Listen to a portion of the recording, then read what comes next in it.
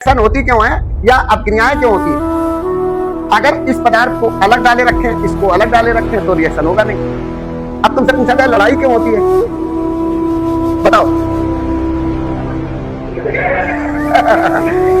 क्योंकि जब दोनों साथ में होंगे तभी लड़ाई होगी। कब होगी?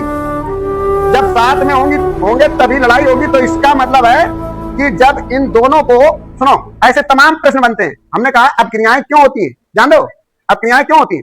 अपक्रियाएं टक्कर के कारण होती है। किसके कारण होती है? टक्कर के कारण। आप देखो, बताएं कैसे, सुनिए, बतलाओ नहीं।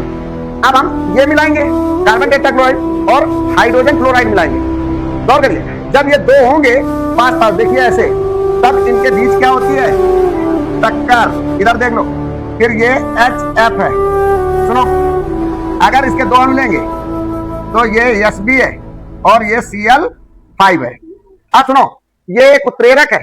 अब बतलाओ नहीं, ये जब इनको आपस में मिलाया और जब मिलाएंगे तभी टक्कर होगी। और सुनो, मिलाने पर ही अकेले टक्कर नहीं होती है, एक चुगला होना चाहिए।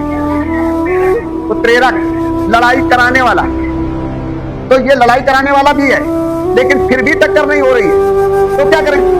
गरम करें। क्या करें? गरम करें। देखो सुनो, जब गरम करेंगे तो इन अणुओं के बीच, बातें नहीं करो, इन दोनों के बीच एक प्रभावी टक्कर होगी। आई ना समझ में? क्या होगी? प्रभावी टक्कर होगी। और प्रभावी टक्कर होने पर नए उत्पाद का निर्माण होता है। यानी टक्कर के कारण रिएक्शन होती है। और टक्कर देखो तुम्हारे सामने है, जो भी परिवर्तन हो रहा है वो टक्कर के कारण हो रहे हैं इस धरती पर, इस संसार में, टक्कर के कारण। आप पेन लिए हो, कापी लिए हो, दोनों टकराते हैं तो देखो लिख जाता है, राइटिंग, नई चीज बन गई। तो रिएक्शन किसके कारण होते हैं? टक्कर के कारण होते हैं। यानी अपक्रियाएं क्यों होती हैं? टक्कर के कारण होती हैं। अब सुनिए, अब जब पड़ोसी साथ साथ रहेगा या दोस्त हैं, दो आपस में रहेंगे, तो एक न एक दिन, किसी दिन टक्कर तो रोज होती है, सुनिए, लेकिन प्रभावी टक्कर नहीं होती। किसी दिन हमने एक को बहुत गर्म किया कि आज तुमको वो बहुत गाली दे रही थी लड़की और कह रही थी मिल जाएगी तो आज मारेंगे। फिर जब वो मिली तो उसको भी हमने गर्म किया इसी तरह। अब हम उत्प्रेरक की तरह, किसकी तरह काम कर रहे हैं, है ना? तो अब दोनों को गर्म किया, जब दोनों आपस में मिले, अंधाधुंध टक्कर हुई और जहां फूट फाट गई तो नया प्रोडक्ट बन गया।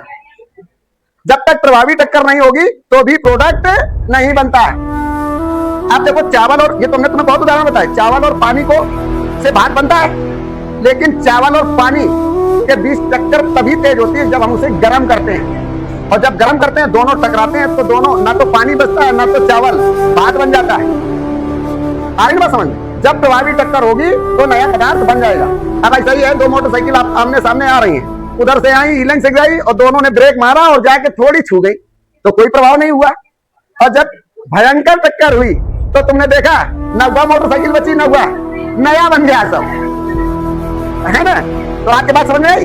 सुनिए, तो जो रासायनिक अपक्रियाएं होती हैं, बताओ नहीं, जो रासायनिक अपक्रियाएं होती हैं वो टक्कर के कारण होती हैं। सुन लो, और ध्यान रहे कि ऐसा नहीं कि दो चीजें मिला दी तुरंत टक्कर होने लगी। टक्कर का मतलब है उसके लिए पर्याप्त ऊर्जा चाहिए, प्रभावी टक्कर होनी चाहिए। ये नहीं कि हम तुम्हारे ऐसे गुदगुदा रहे हैं, मार रहे हैं, एक मारो तो इसके, तो फिर देखो रिजल्ट निकल गया, आंसू निकलने लगे, देखो रिएक्शन हो जाएगा, है ना? जब तक प्रभावी टक्कर नहीं होगी तब तक रिजल्ट नहीं आएगा। अब आप देखिए, इधर देखिए, आप सुनो, अब इनको पहले तो हमने मिलाया, फिर एक चुगला भी आया बीच में जो लड़ाने वाला है, फिर इसको ये आ करके इनको, फिर इसको हमने गर्म भी किया, और जब गर्म किया तब इसके अंदर रिएक्शन होती है। ये नहीं होगा तब भी रिएक्शन तेज नहीं होगी। और जितना ही अब हम इसको गर्म करेंगे तो रिएक्शन तेजी से होने लगेगी, क्योंकि इनके अणुओं के बीच टक्कर तेज होने लगेगी, हलचल ज्यादा होने लगेगी। आ रही बात समझ में?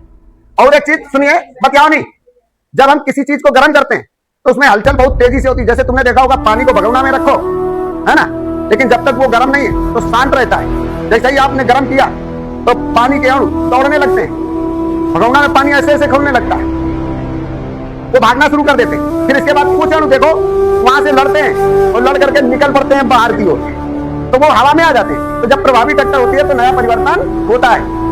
आई ना समझ में? अगर पटाखा कोई तुम्हारे छत पे गिराता रहे तो क्या आप भागोगी? होगी नहीं, क्या फर्क पड़ता, फोड़ लेने दो। अगर तुम्हें पता चला मिसाइल गिरने वाली है तो आप क्या करेंगे? भाग दो यहाँ से, नहीं तो हम भी नए प्रोडक्ट में बदल जाएंगे, है ना? यही तो है ना? देखो सारी शक्तियां केमिस्ट्री में है, कहीं बाहर मत ढूंढो।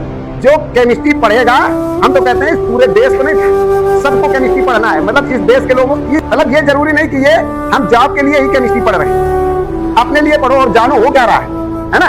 अगर केमिस्ट्री समझ गए तो तुम अपने आप को जान लोगे, अपने देश को भी जान लोगे, सब कुछ जान लोगे। अगर केमिस्ट्री नहीं जानते तो कुछ नहीं जान पाओगे, समझ गए।